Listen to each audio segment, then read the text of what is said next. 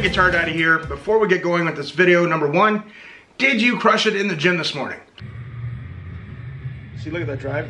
Number two, let's do some B minor sweeps.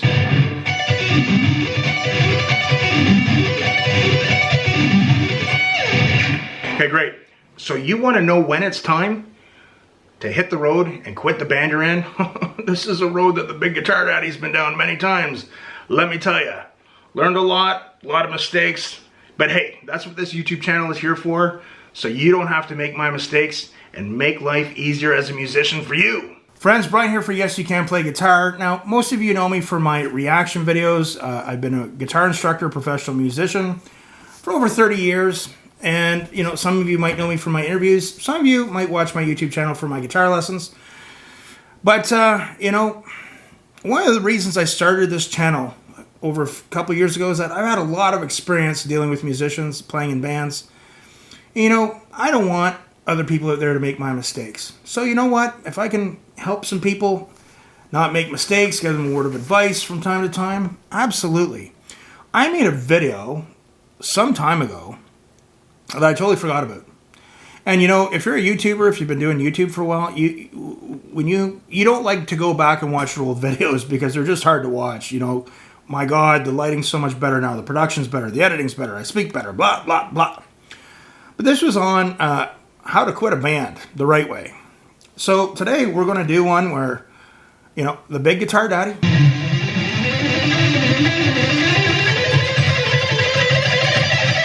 Yes, that's also what I'm known as. You know, we're going to talk about when you kind of know when it's time to leave a band. So, I got a really good post from someone who commented on this about leaving a band.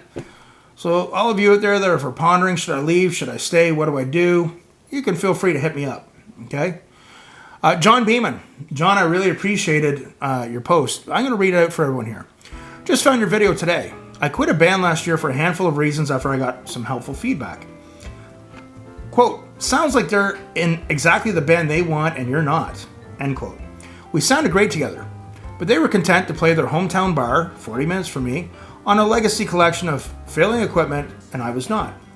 I had tried to improve social media, book us in the nearly 500,000 people city, update equipment, and add songs. They were disinterested, and the band itself was flat broke. I finally told them I needed to move on after the next gig 4 weeks out. I said I had been frustrated about my personal priorities being different from theirs.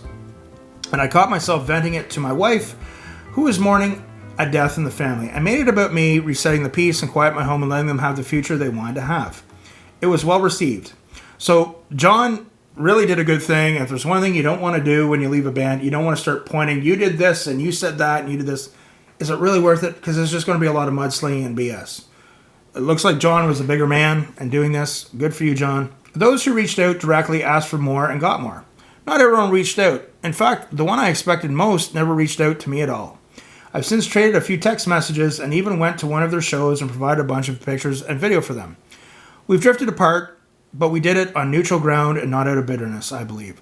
John, it sounds like you handled it really well, and let's just talk about this for a second. Bands in itself are very flawed, okay? Number one, for me, I was always type A. I always wanted to achieve things. I pushed myself hard with my skills, with my guitar playing. Even as a business, a lot of people, you know, it's very much like a relationship. And humans were flawed in the sense that when people are presented something really good, whether it be a relationship, a job, a band, business opportunity, instead of nurturing it and making it grow and putting effort into it, people tend to squash things. It's very frustrating. I've seen this happen so many times in my life. Not to say I was perfect, and I want you guys to know that I have had some good experiences playing professionally in bands as well. But I've had many bad ones. And boy, the wisdom I have now that I just wish I had back then. First off, when will you know it's time to leave? You'll know. Number one, you probably, when you have a gig and you don't really want to go, if you have a practice and you really don't want to go, if you're thinking a lot of bad thoughts with someone else in the band or you're ready for like a fight. Now we get into the whole subgenre of when people stop keeping agreements. See, the problem in a band is there's two types of band. There's a democracy where everyone pitches in and everyone has a say.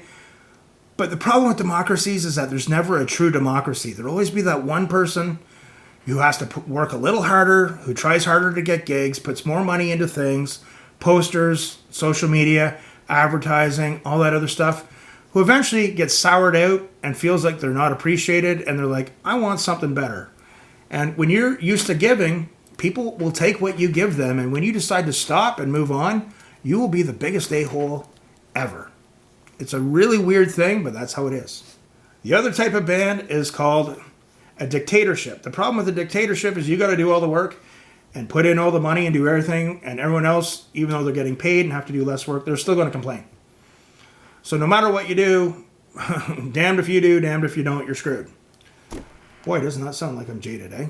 People don't keep agreements. Okay, we are going to start this band. Like, even then, I've auditioned for bands, and they're like, dude, you're a wicked guitar player. Okay, you're in. Well, hold on now. I don't know you.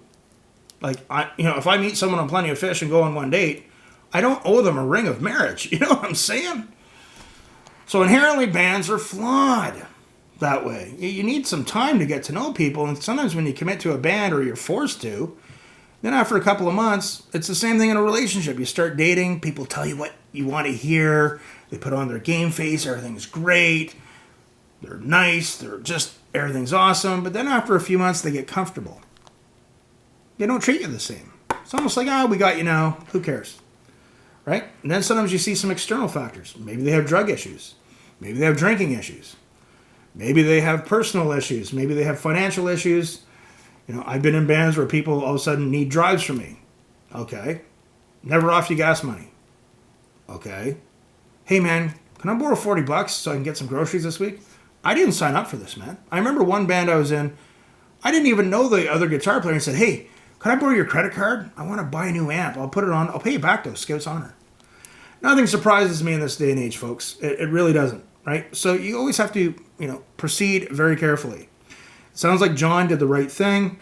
Again, other things to look out for. Hey, anytime I've seen a band where it was two people in a relationship that were involved in the band, either as musicians, or one musician, or the other was managing the band, there was always problems. Always problematic. I have a friend of mine, his band seems to be doing well, him and his partner, and I'm very happy for them, but that's a rarity, in my opinion. I've also seen when, someone has a very disordered partner. Please step away from my vehicle. Causing problems within the band, showing up to all the rehearsals or all the gigs, bringing in drama, problems. Yeah, it's not cool, So the big one is, for me, is when people just aren't keeping the agreements anymore. I used to tell people, why don't you sign a band agreement? Okay, we're going to start a band, and this is our goal, and this is what we're all agreeing. That way you have a copy of it. When things start falling apart, before people start pointing the finger at you saying you're an a-hole, you say, well, wait, whoa. This is what we agreed on, guys. What's going on here? The stories I could tell, you can look back at some of my old YouTube videos, and you can see videos where I talk about why I prefer to be on YouTube rather than be in a band. But anyway, it sounds like John did a good job. He didn't get into mudslinging. He didn't, is it really worth getting into a big fight? Or is it, sometimes it's just worth just saying, hey, guys, I got some stuff going on, and, but I'll fill in for the next few gigs. I never ever wanted to leave a band high and dry with book gigs when I played in a band. But for me, not saying that I would turn on a big opportunity in the future, but it would have to be a big opportunity. But to me, sometimes bands are just, you're inheriting other people's problems. And also, why would I want to be in a band and put up with other people when I can just kind of do what I want to do and be on YouTube? That's kind of the way I look at it. My YouTube channel, if it succeeds, great, that's on me. If it doesn't, that's great, that's on me too. Can't blame anyone else.